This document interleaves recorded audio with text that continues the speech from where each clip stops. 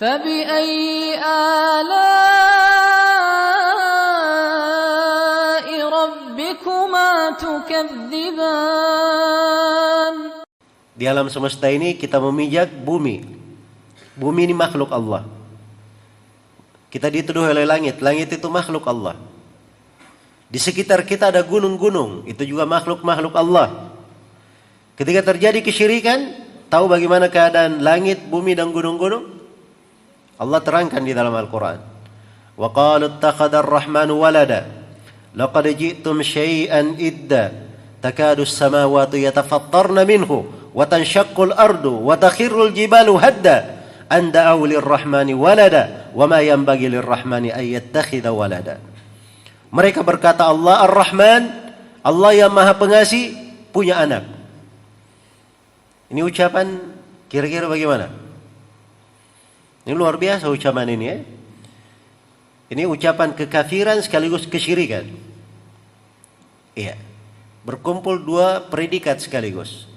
Itu ucapannya orang Yahudi ketika mengatakan Uzair anak Allah. Ucapan orang Nasara ketika mengatakan Al-Masih anak Allah. Ucapan kaum musyrikin ketika mengatakan para malaikat anak perempuan Allah.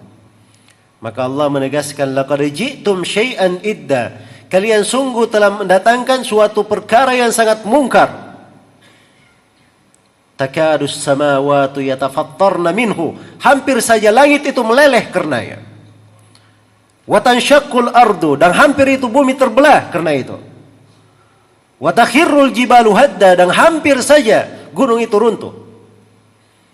Tatkala mereka mengatakan bahwa Allah memiliki anak, padahal sangat tidak layak, tidak pantas dikatakan Allah memiliki anak. In kullu man fis samawati wal ardi illa atir rahmani abada laqad ahsahum wa addahum adda wa kulluhum atihi yaumal qiyamati farda. Segala yang di langit dan di bumi itu akan datang menghadap kepada Allah sebagai hamba. Allah telah menghitung mereka dengan sangat detail dan menjumlah mereka dengan sebenarnya, dan setiap dari mereka akan datang menghadap kepada Allah sendirian mempertanggungjawabkan amalannya. Allah yang Maha memiliki langit dan bumi dikatakan perlu anak.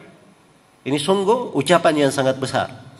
Maka ini bentuk bagaimana ketika dasar pokok dari dakwah para nabi dan para rasul ini dilanggar, memurnikan ibadah kepada Allah, jatuh di dalam kesyirikan.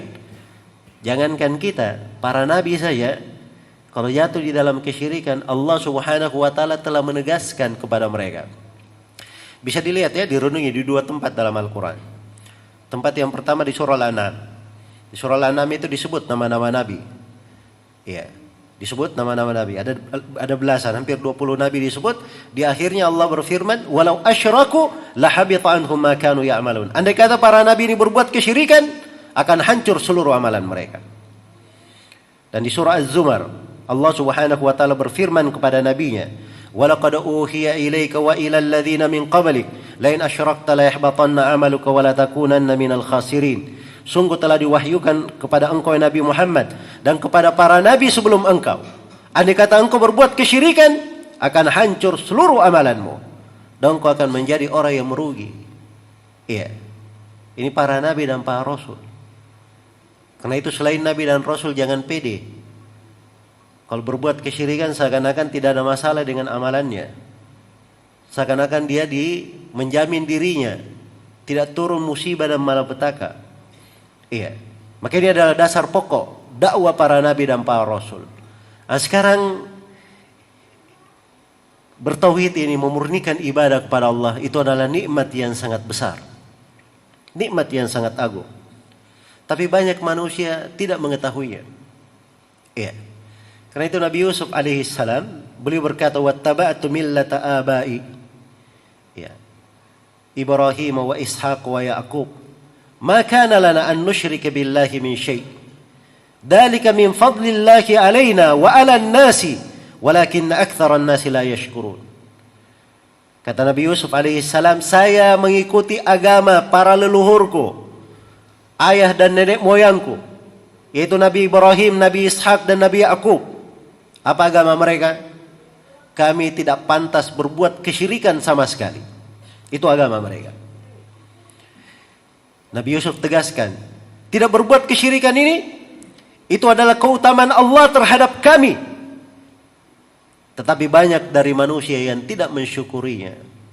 Subhanallah. Hidup di bawah langit Allah, ditampung di atas bumi Allah, rezeki Allah yang memberikannya, kehidupan Allah yang menganugerahkannya. Tapi ketika ditimpa musibah, dia ada hajat dan keperluan, mintanya kepada selain Allah, berdoanya kepada selain Allah. Ya. Ini betul-betul kelancangan terhadap Allah Subhanahu wa ta'ala.